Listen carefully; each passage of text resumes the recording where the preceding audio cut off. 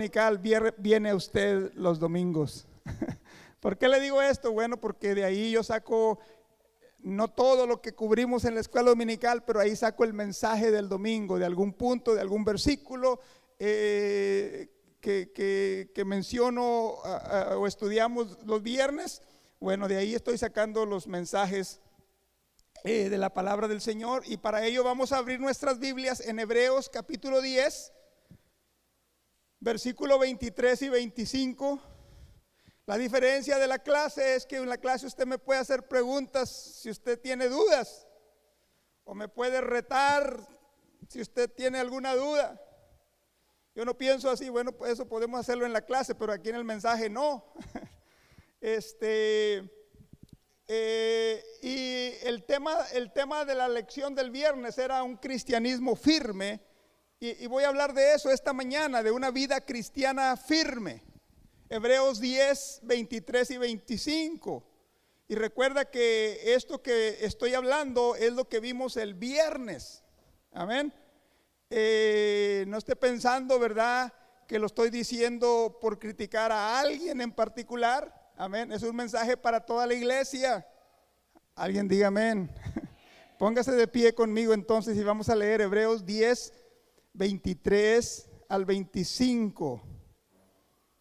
Que dice la palabra del Señor, que leemos en el nombre del Padre, del Hijo y de su Santo Espíritu. Dice: mantengamos firme, sin fluctuar, la profesión de nuestra esperanza, porque fiel es el que prometió.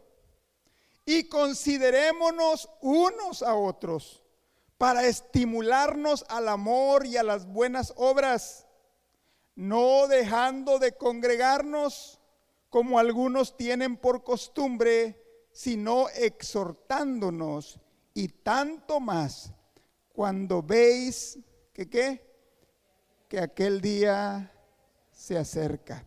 Vamos a hablar en esta mañana un poco de lo que es una vida cristiana firme, un cristianismo firme. Aleluya.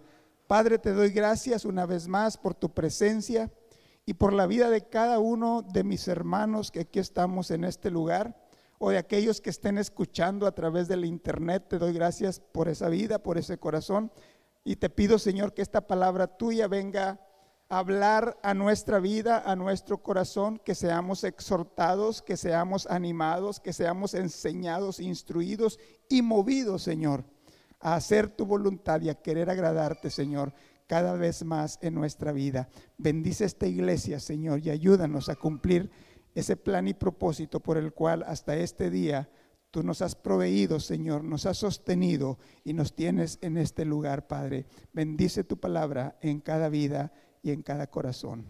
Amén, amén, amén. Gloria al Señor. Dios le bendiga. Puede sentarse unos momentos.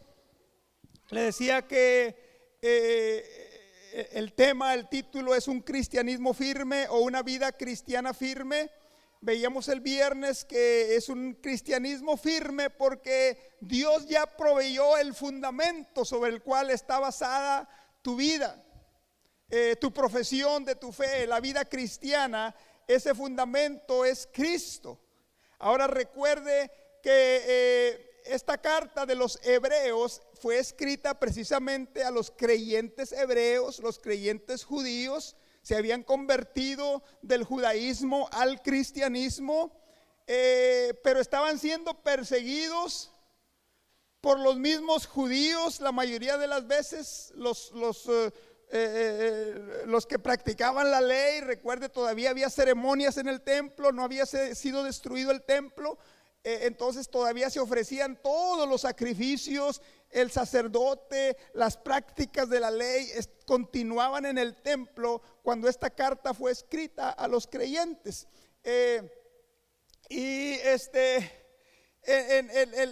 escritor de esta carta les explica a los creyentes, precisamente animándolos a que se mantengan firmes, explicándoles que el sacrificio de Cristo, que Dios proveyó el fundamento de su fe por medio del sacrificio de Cristo como una ofrenda perfecta por el pecado. Por eso en los versículos 1, en Hebreos 10:1, por ejemplo, dice, porque la ley, dice, teniendo la sombra solamente de lo venidero, de los bienes venideros, de lo que iba a venir, dice, pero eso era solamente una sombra, no la imagen misma, no era la realidad. Dice, y esa ley les explica, era solamente una imagen de lo que iba a venir más adelante. Y esa ley, dice, nunca puede, la ley no puede hacer perfectos, dice.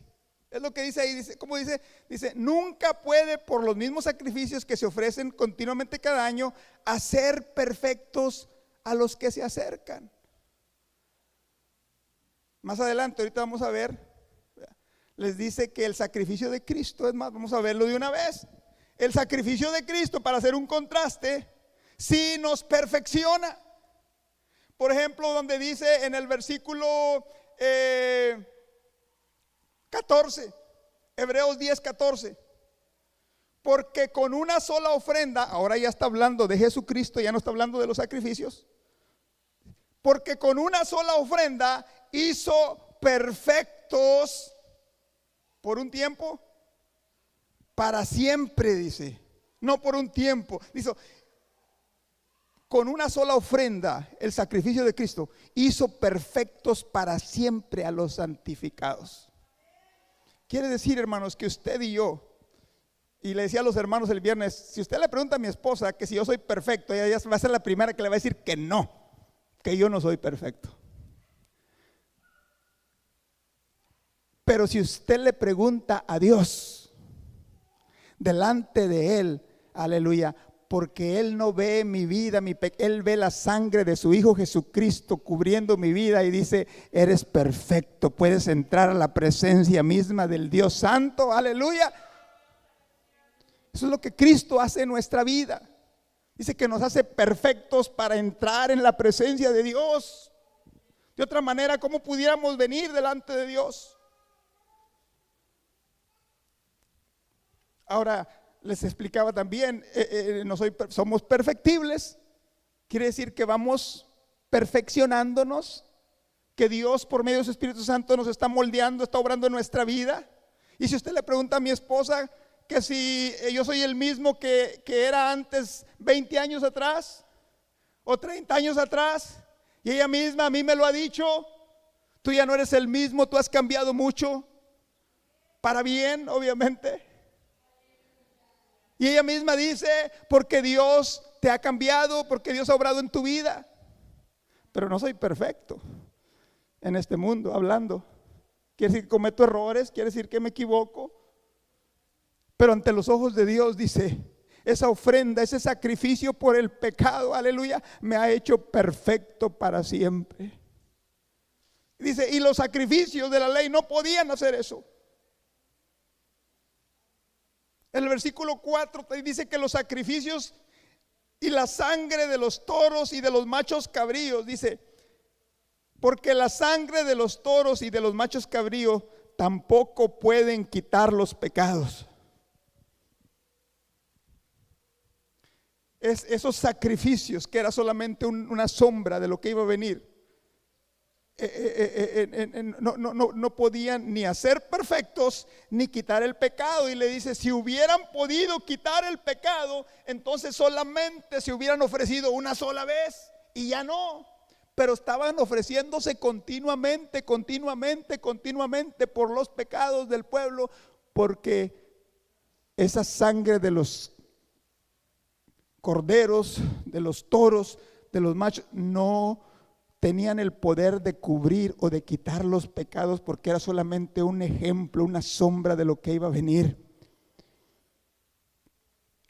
Pero ¿qué podemos decir, aleluya, de la sangre del Cordero de Dios, de Jesucristo? En el versículo 12 dice, pero Cristo, 10:12, pero Cristo, habiendo ofrecido una vez para siempre un solo sacrificio por los pecados, aleluya, se ha sentado a la diestra de Dios. diciendo Jesucristo, los corderos, diciendo los corderos, los machos cabríos se sacrificaban cada vez, cada año, cada vez que la persona, dice, pero Cristo, aleluya, una sola vez se ofreció en sacrificio por los pecados del hombre, aleluya. Porque a diferencia de la sangre de los animales, de los machos cabríos, de los toros, la sangre de Jesucristo, su Hijo, dice Primera de Juan 1:7, y la sangre de Jesucristo, su Hijo, nos limpia de todo pecado, aleluya. Quiere decir que ante los ojos de Dios, mi vida, Él me ve sin pecado. No porque yo no peque o no pueda pecar, sino porque la sangre de Jesucristo, su Hijo, me cubre, aleluya. Y lo que Dios ve es esa sangre derramada. Es más adelante dice ahí, también en ese capítulo dice, y nunca más me acordaré de sus pecados, aleluya. Fíjese el poder de la sangre de Cristo, del sacrificio de Cristo en la cruz del Calvario.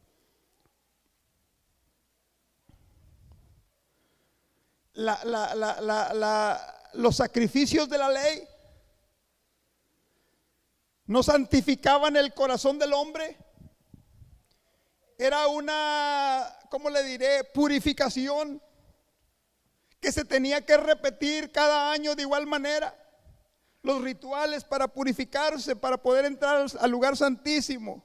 El sacerdote mismo tenía que purificarse, tenía que mantenerse puro, no podía tocar lo inmundo, no podía tocar un muerto, por ejemplo, y se lo hacía, tenía que limpiarse, purificarse conforme a la ley, pero era solamente una sombra de lo que Jesucristo, el Hijo de Dios, aleluya, hizo por nosotros. En los versículos del 9 al 10, fíjese lo que hizo Cristo. Cuando él vino para hacer la voluntad de Dios. Porque el escritor, recuerde que el escritor le está explicando a los judíos que habían creído que los sacrificios no tenían ningún poder, y para ellos no crea que era cualquier cosa tomar esa enseñanza. ¿Cómo? Si eso es lo que han estado practicando nuestros padres por miles de años, por cientos de años. Y que les dijeran que esos sacrificios no tenían ningún poder para limpiar pecados.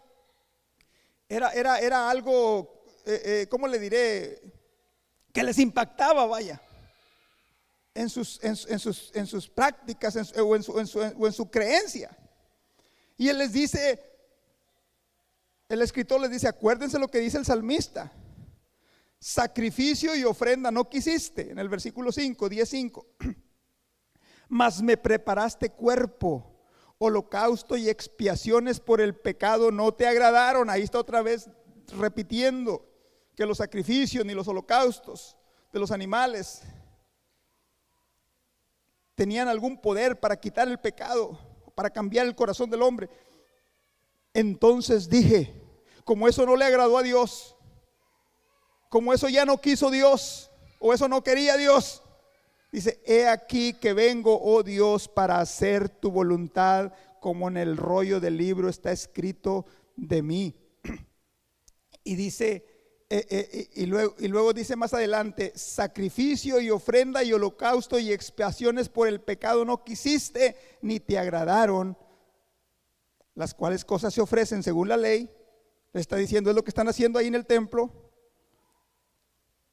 Diciendo luego, he aquí que vengo, oh Dios, para hacer tu voluntad. Está hablando del Mesías, un salmo profético.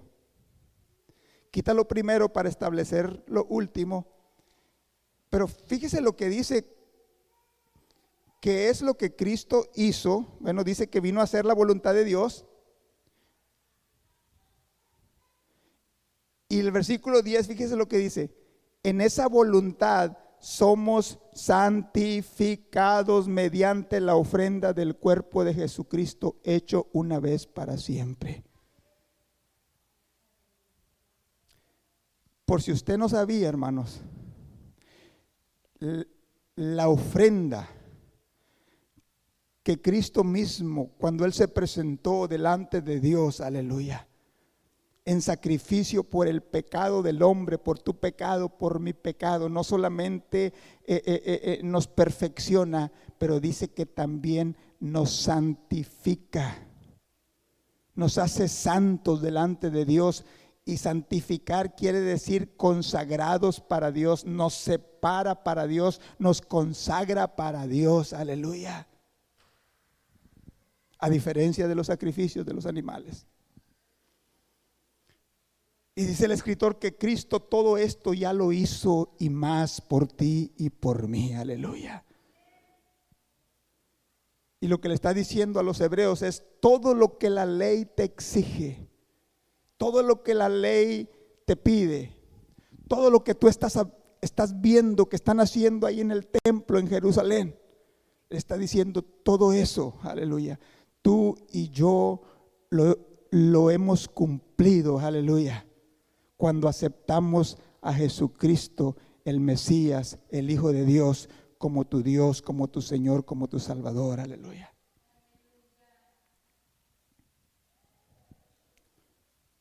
Incluso veíamos también que menciona entre las promesas, aleluya, que esa ley que estaba escrita en tablas de piedra, dice, pero ahora va a estar escrita en el corazón y en la mente, aleluya, hablando de un nuevo pacto, aleluya, que Dios hace con su pueblo, con sus hijos.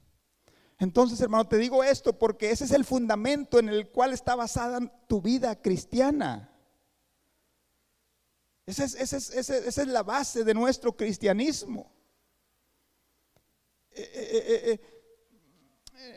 No tenemos excusa, vaya, para no vivir una vida cristiana firme.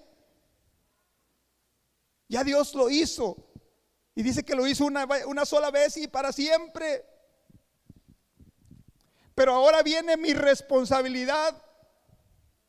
Ahora viene mi parte ante Dios, mi responsabilidad delante de Dios y mi responsabilidad para con los demás creyentes también. Aleluya, alguien diga amén. Y mi primera responsabilidad como creyente, como hijo de Dios, que ha sido santificado, que ha sido perfeccionado, aleluya, es mantenerme firme en mi fe, en mi esperanza, como dice ahí, sin fluctuar. Esa palabra fluctuar da la idea de una ola, arriba o abajo. No, dice no, tu fe, tu vida cristiana debe ser una vida que no fluctúa, que está firme, aleluya. Recuerde que le está escribiendo a creyentes que estaban siendo tentados a volverse atrás. Estaban tentados a agarrar un cordero, una oveja, e ir a presentarla al sumo sacerdote para cumplir con las ceremonias de la ley. Eran creyentes judíos. Y ellos estaban siendo tentados a volver otra vez a las prácticas de la ley. Y les dice: no, de ahí Dios te sacó, de ahí Dios los había llamado, de ahí Dios les había abierto los ojos para que vieran. Así como abrió tus ojos, así como abrió mis ojos, aleluya. Y eso viene, y eso trae a mi mente esta pregunta para ti o para mí, o para los que están escuchando este mensaje: ¿de dónde Dios te sacó? Y hermano, yo sé que aquí hay testimonios de todo tipo, de vidas, de corazones, que Dios obró y Dios transformó y Dios sacó. A los creyentes judíos, a los creyentes hebreos, los perseguía la ley, las prácticas de la ley, lo que ellos habían hecho antes, los perseguía. Pero así sucede también en nuestros días, y así sucede con nosotros también, que lo que hacíamos antes nos persigue, nos tienta, nos presiona. ¿Por qué cree que más adelante, que no lo leímos el viernes, pero en Hebreos 12:1 dice Despojémonos de todo peso y del pecado que nos asedia. ¿Qué es asediar? Es como hostigar, es como molestarte, es como andarte persiguiendo, asediando. Y el escritor les dice, a ellos les está hablando porque estaban siendo tentados, estaban siendo asediados, perseguidos por las prácticas de la ley, por otros judíos, incluso físicamente eran perseguidos, eran atacados, vaya, porque querían hacerlos volver otra vez al judaísmo, y a veces eran amistades, a veces eran las autoridades religiosas judías, a veces eran los mismos familiares también, como sucede en nuestros días también, que a veces son tus amigos, que a veces tu familia. Alguien diga amén.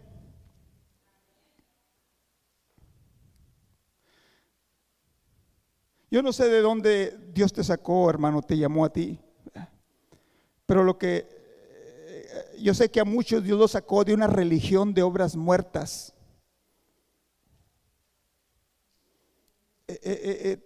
Hacías muchas cosas,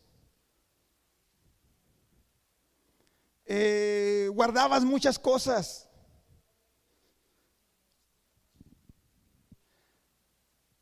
pero todo eso que hacías no tenía ningún poder para cambiar tu corazón. Te hacía sentir bien por un ratito, por un tiempo, mientras estabas ahí, mientras lo hacías. Y Dios te sacó de ahí y quizás esa fue la religión que te inculcaron tus padres, prácticas, ritos, ceremonias, que no hicieron nada por tu vida, que no hicieron nada por tu alma, no hicieron nada por tu corazón. Como los sacrificios de los animales conforme a la ley no hacían nada por quitar el pecado, era solamente una sombra, aleluya, de los bienes venideros, dice el escritor. A lo mejor tú no eras un religioso o alguien que quería acercarse a Dios por medio de la religión, por medio de las obras, de las prácticas. A lo mejor a ti Dios te sacó de los vicios, de las drogas, del alcoholismo. Todo eso te va a perseguir, te va a tentar. El pecado que asedia. A lo mejor Dios te sacó de la inmoralidad. Todo eso te va a perseguir, te va a asediar. A los judíos los asediaban las prácticas de la ley, la tentación a volverse a hacer lo mismo, porque de ahí Dios los había sacado. De donde Dios te sacó, todo eso te va a querer tentar para que no vivas una vida cristiana firme, para que a veces estás aquí y viene la tentación, viene la duda, viene el desánimo y estamos acá abajo. Por eso la exhortación, mantengámonos firmes sin fluctuar la profesión de nuestra esperanza, porque fiel es el que prometió. Aleluya. Dios te sacó de los vicios, Dios te sacó del pecado, Dios te sacó, aleluya. Y esa exhortación es: no te des por vencido, mantente firme, aleluya. Lo que creíste, lo que recibiste, la profesión de tu fe, de tu esperanza, aleluya. Lo que esperamos, tenemos que seguir creyendo, firmes, esperando, porque quien lo prometió es Dios, aleluya. Y Él es fiel y Él cumple sus promesas, gloria a Dios, aleluya. Mantente firme.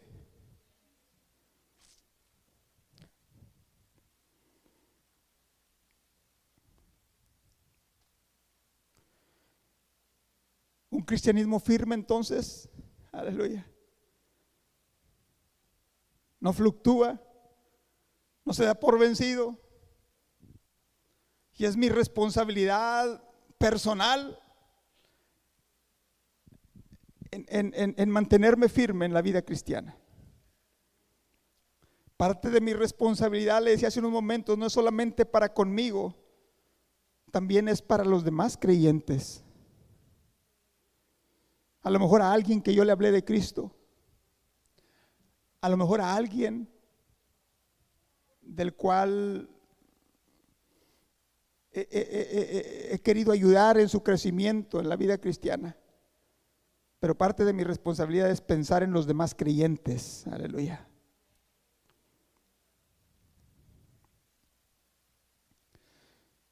Entonces no solo el mantenerme firme yo, pero también estimular, animar, provocar a otros creyentes a que se mantengan firmes. Por eso dice, y considerémonos unos a otros en el versículo 24,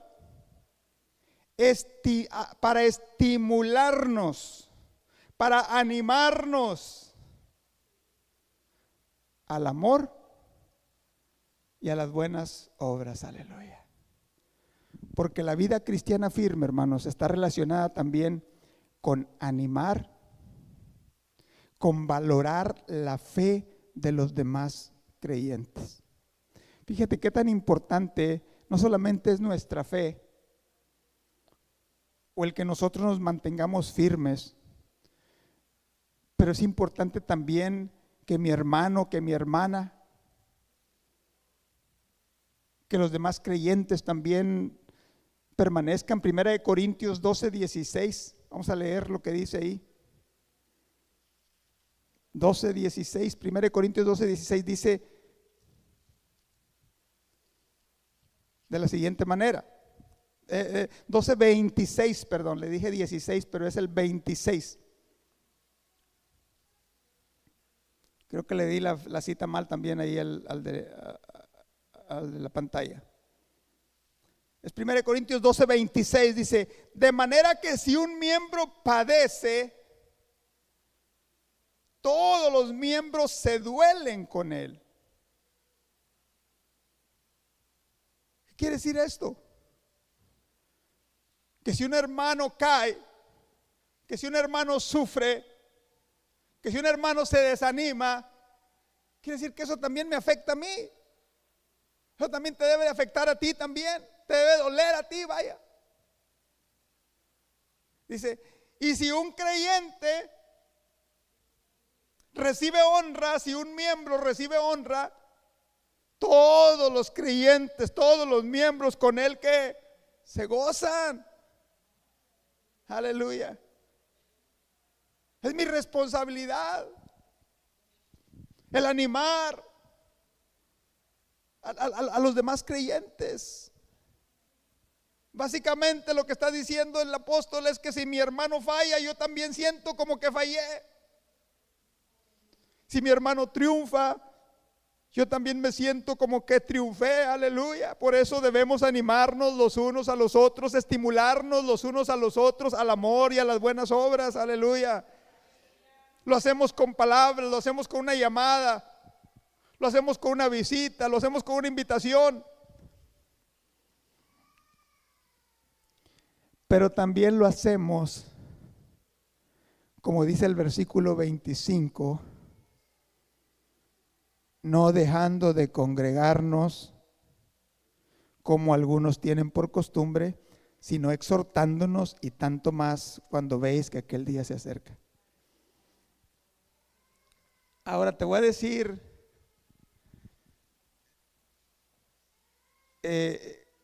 la situación que estaban viviendo los creyentes y por qué el escritor les exhorta a no congregarse. A veces usted y yo, y mira,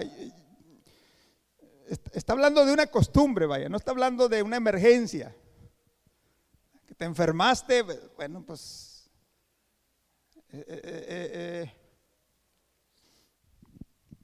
no dormiste toda la noche por, no sé, dolor de muelas o qué sé yo, cualquier cosa, tú sabes. Y te quedaste dormido, vaya, dormida. Bueno, es una emergencia, ¿verdad? Pero gracias a Dios porque antes, cuando menos una o dos veces al año, a veces yo tenía que salir los domingos. Y tenía que irme a veces el domingo en la mañana, porque tenía que estar el domingo en la tarde ahí en alguna ciudad, para juntas con los clientes, etcétera, etcétera. Era domingo y no me gustaba, pero lo tenía que hacer. Me preparaba, mi esposa predicaba o había algún invitado, pero no me gustaba. Era una emergencia, era mi trabajo, tenía que hacerlo, no era cada domingo, si no los dejaba. Los dejaba, no, entonces quédense ustedes con su trabajo, me busco otro. Pero no es una costumbre.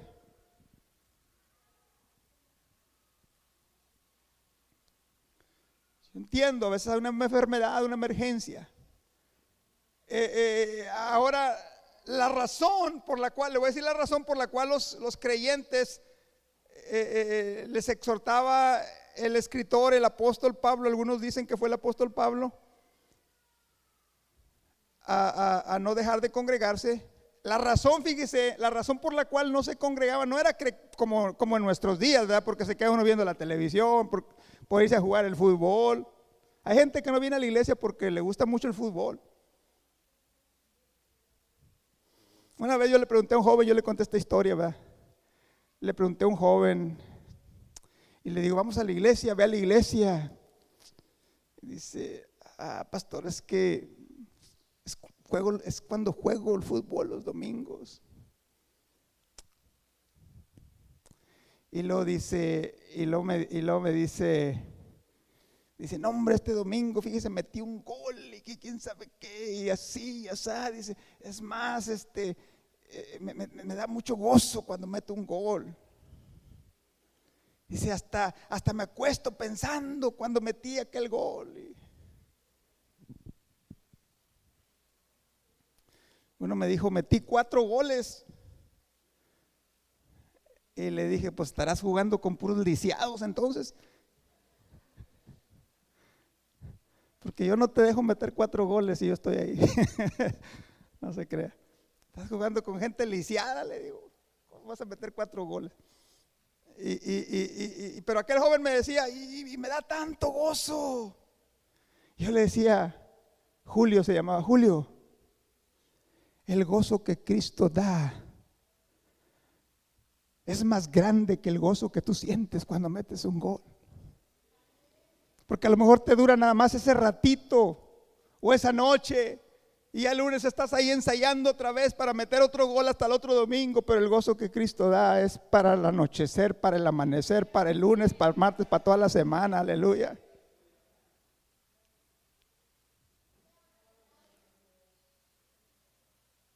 Toda excusa podemos usar, ¿verdad?, para dejar de congregarnos. El pastor, fíjese que se me amontonó la ropa, o voy a ir a comprar mandado, o tantos motivos, hermanos. Pero le voy a decir por qué los creyentes hebreos no se reunían. Porque estaban siendo perseguidos. Llegaban los judíos, traían las autoridades, los arrestaban, los llevaban a los tribunales. Y las reuniones que tenían no eran reuniones públicas donde todo mundo estaba invitado, no. Eran reuniones donde ellos solamente sabían dónde se iban a reunir, a qué horas se iban a reunir. Y claro, algunos no llegaban por temor a que fueran a llegar los demás judíos de la ley, a arrestarlos, a golpearlos, a acusarlos delante de las autoridades de andar ¿cómo se dice? Afectando el orden público, qué sé yo. Pero eran perseguidos. Y la exhortación a no dejar de congregarse, hermanos, es porque póngase en el lugar de los demás creyentes que sí llegaban y luego volteaban a su alrededor y decían, y el hermano aquel no vino. ¿Y sabe qué era lo primero que pensaban? Decían, a ver si no nos delató. Porque no vino. Ese era lo que los hebreos estaban pasando. Yo sé que eso no es lo que pasa aquí. Pero es lo que estaba pasando entre los creyentes. Como ahora, ¿verdad? Que usted sabe la historia allá en Israel, que el ejército israelí mandó matar ahí en una reunión súper secreta donde estaban todos los meros cabecillas del movimiento contrario. Estaban ahí reunidos y era en un búnker que estaba, quién sabe qué tantos pies bajo tierra. Y llegan los israelitas y los bombardean hasta el búnker todo. 3 o 4 bombas seguidas hasta que murieron todos. Y eran puros jefes y puros cabecillas. Y los enemigos, los contrarios de Israel, ¿y cómo sabía Israel que iban a estar ahí? Entonces, ¿sabes lo que hacen? Empiezan a buscar quién debió haber estado ahí y faltó. ¿Quién era el que sabía que había esa reunión ahí y no llegó? Y sea verdad o sea mentira, lo agarran y lo interrogan y le dicen: tú fuiste el que les dijo. Sea o no sea. Y así pasaba con los demás creyentes. Decía: vámonos mejor también nosotros, no sea que nos haya delatado.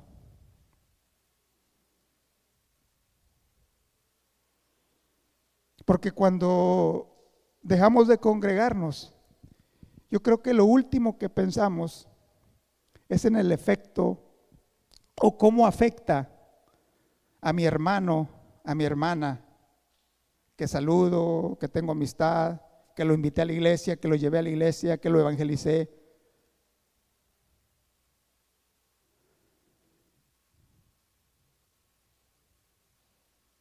A lo mejor pensamos: ¿qué va a pensar el pastor?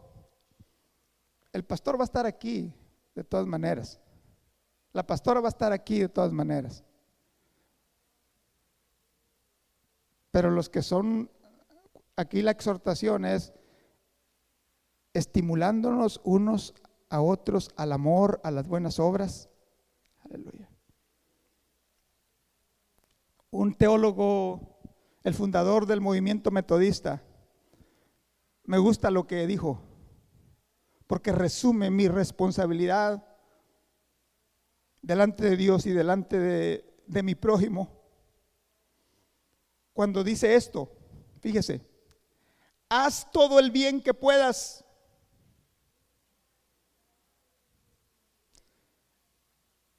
Hazlo por cualquier medio que puedas. Hazlo de cualquier manera que puedas.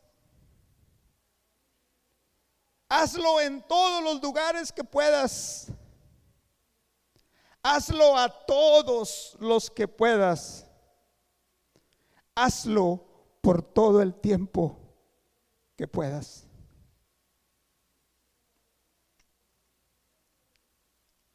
Dice: tanto más cuando veis que aquel día se acerca. Póngase de pie en esta mañana.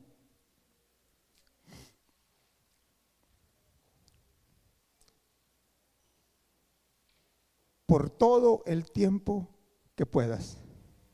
Tanto más cuando veis que aquel día se acerca. ¿De qué día está hablando? Está hablando del día del Señor.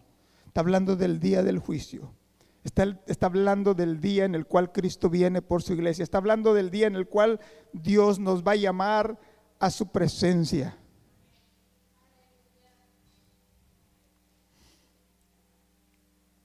Gracias a Dios que tú estás aquí en esta mañana.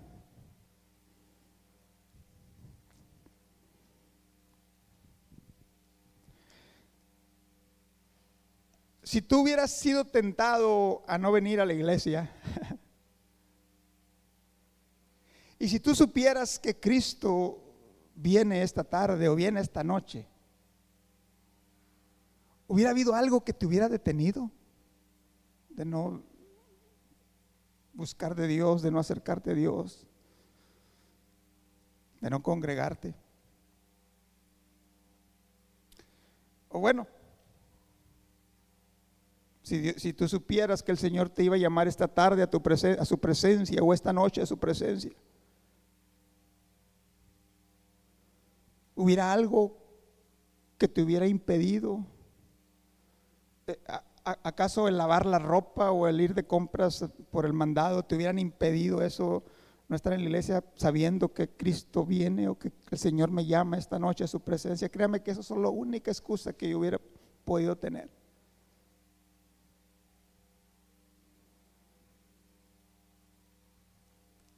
Porque la exhortación, recuerda, la exhortación de la palabra de Dios es a vivir una vida cristiana firme. El fundamento ya está puesto. La sangre de Jesucristo, su Hijo, nos limpia de todo pecado, nos santifica, nos perfecciona.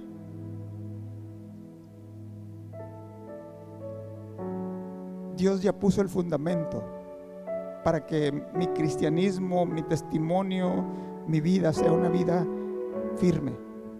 Ahora es mi responsabilidad hacia mí, hacia mi familia, hacia los míos, hacia mis hermanos. ¿Se acuerda que le dije de aquella raqueta que se quebró y que la tiraron a la basura y la recogí? Y le dije a aquella persona, un joven,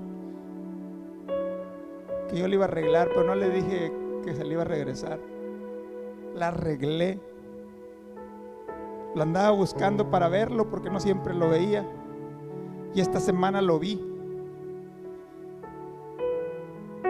Y me saluda. Le dije, tengo algo para ti.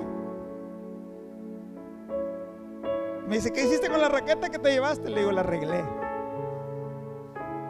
De veras, sí.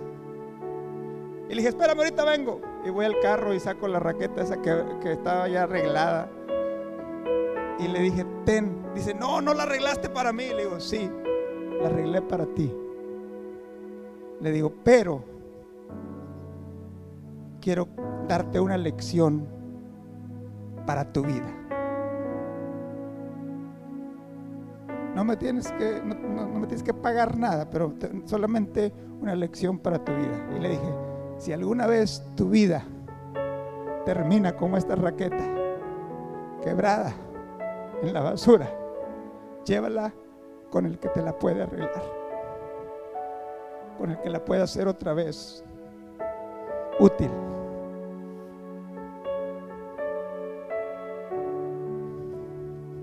Dice, ese alguien es Cristo, es Jesús. Y él quizás dice, ¿a poco tú eres Jesús? Le digo, no, yo no soy Jesús, pero yo te puedo llevar a Jesús. Yo te puedo decir dónde encontrarlo. Yo puedo arreglarte la raqueta, yo no puedo arreglar tu vida.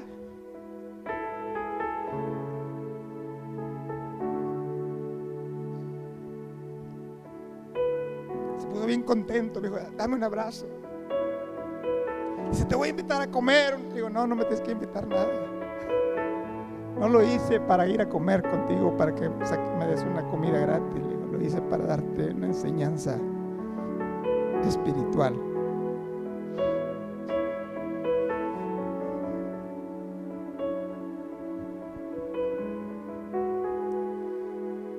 Esa es mi responsabilidad. Porque como pastor, esto lo dijo un conferencista, no son palabras mías, pero me gusta lo que dice. Si tú estás luchando o batallando con el pecado, entonces aquí estoy para ayudarte, para animarte a vencer. Por eso estoy predicando este mensaje, por eso estoy predicando cada domingo, por eso estoy enseñando los viernes.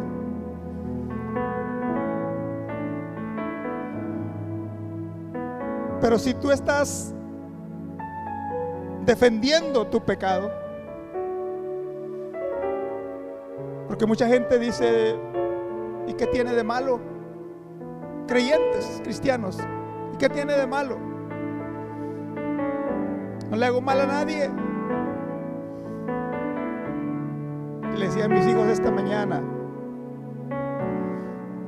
pensamos que no le hacemos mal a nadie, pero primero nos hacemos daños a nosotros mismos y luego les hacemos daño a quienes amamos, a los que están cerca de nosotros. Cuando menos me daño a mí mismo y daño al que me ama, al que está enfrente mío, a mi familia, a mi hermano, a mi hijo, a mi hija, mi esposo, mi esposa.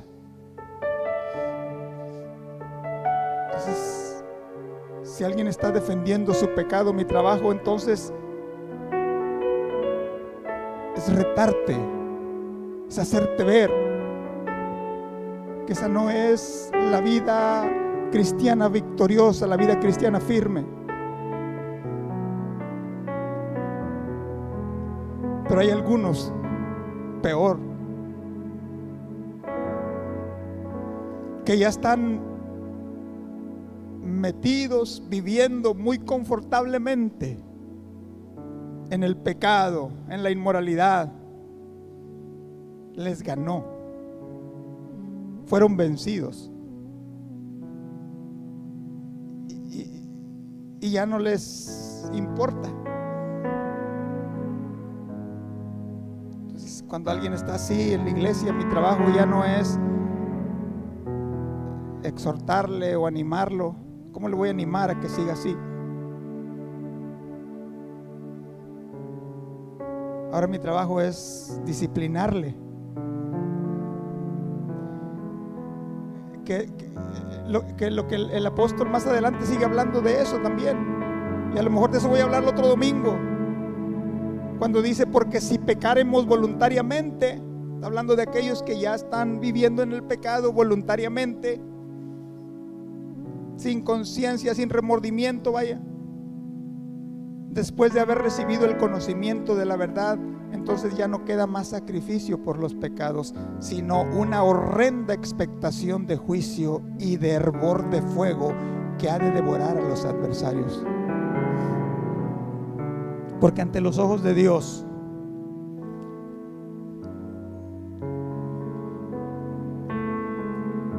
dice Hebreos, Cristo, habiendo ofrecido una vez para siempre un solo sacrificio por los pecados, tus pecados, mis pecados, se ha sentado a la diestra de Dios. De ahí en adelante, esperando hasta que sus enemigos sean puestos por estrado de sus pies.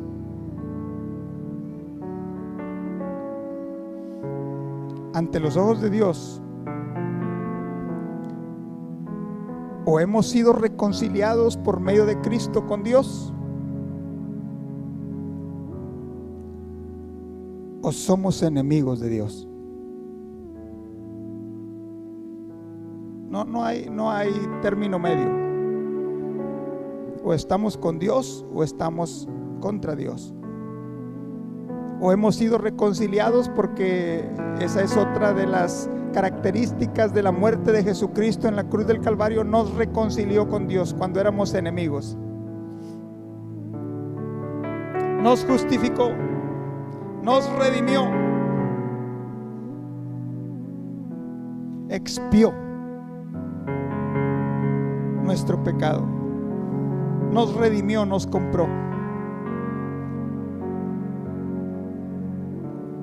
Entonces,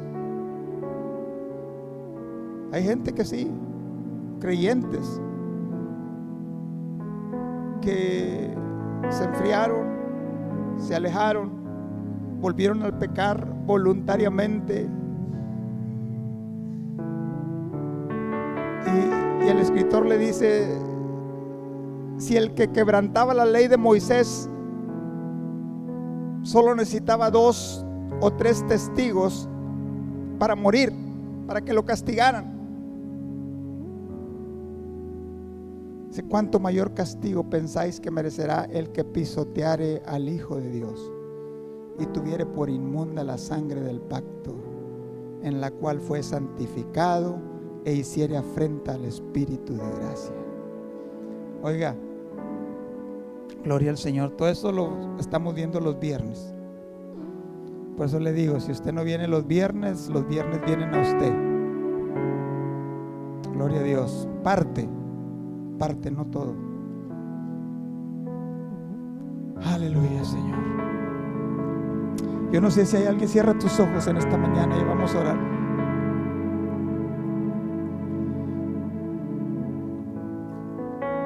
Yo no sé si hay alguien aquí en esta mañana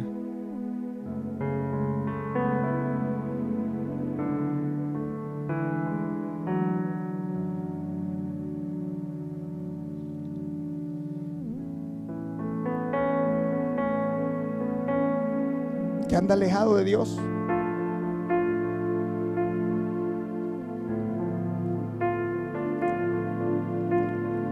O que su vida está fluctuando, su cristianismo, sus convicciones, su fe.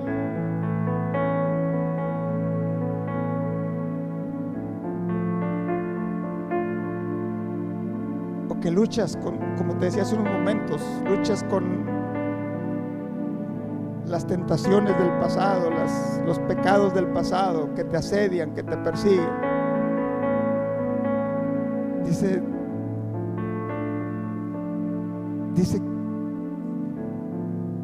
que el sacrificio de Cristo, aleluya, cuando aceptamos a Cristo, nos santifica, nos perfecciona, nos hace perfectos ante Dios, aleluya. Y si eso es lo que tu vida necesita, que sea santificada, que sea hecha perfecta delante de Dios, todo lo único que tenemos que hacer, aleluya, es creer. Como dice Juan 3:16, para que todo aquel que en Él cree no se pierda, mas tenga vida eterna. Aleluya. Y si hay alguien aquí que diga, pastor, yo necesito poner mi vida bien con Dios, yo oro por ti esta mañana. Oramos a Dios y le decimos a Dios, sí, Señor, ayúdame. Quiero vivir la vida firme, de la cual tú te agradas. Gloria a Dios, aleluya. Y si tú quieres, si tú sientes de Dios, aleluya, podemos orar a Dios juntos. Algo sucede cuando dos cristianos se ponen de acuerdo. Es lo que dice el Señor Jesucristo. Si dos de vosotros se pusieren de acuerdo en cualquier cosa que pidiereis delante de mi Padre, será hecho. Y si tú y yo juntos pedimos a Dios, Señor, ayuda a mi hermano, ayuda a mi hermana, ayuda a tu hijo, Señor, aleluya. Yo me uno a su clamor, a su petición, para que tú, oh Dios, aleluya, obres en su vida y lo guardes y lo libres y lo llenes de tu presencia y le ayudes a vivir esa vida cristiana firme. Si tú quieres, no te voy a pedir que levantes la mano, pero te voy a pedir solamente que salgas de tu lugar y que juntos oremos a Dios aquí, amén. ¿Lo quieres hacer, hermano, hermana? Gloria a Dios, aleluya. Gloria a Dios, santo eres, Señor Jesús. Amén, amén, amén, amén. Gloria a Dios, gloria a Dios. Te alabo, te exalto y te adoro, Señor, porque es tu palabra y tu promesa que no vuelve vacía, sino que es enviada, Señor, para bendición, para restauración, para fortaleza, Señor, aleluya, de tu hijo, de tu hija. Gloria a Dios, gloria a Dios. Amén, amén, amén. Un cristianismo firme, una vida cristiana firme. Mantengamos sin fluctuar la profesión de nuestra fe, porque fiel es el que prometió. Gloria a Dios, aleluya. Vamos a adorar al Señor unos momentos mientras mis hermanos cantan esta alabanza y tú quieres venir al altar y clamar a Dios. Vamos a hacerlo. A tus pies, Aleluya. Te alabo, te exalto, te doy gracias, Señor, y te pido, Padre, tu bendición sobre la vida de tus hijos. Aleluya, sí, Señor. Yo me uno, Señor, al deseo de su alma y de su corazón, de agradarte, de servirte. Aleluya. Oh, en el nombre de Jesús. Bendícelo y llénalo de tu presencia y de tu Espíritu Santo, Señor. En el nombre de Jesús. Así hazlo, Dios. Tú conoces, Señor, acercaste a tu presencia, el deseo de su alma.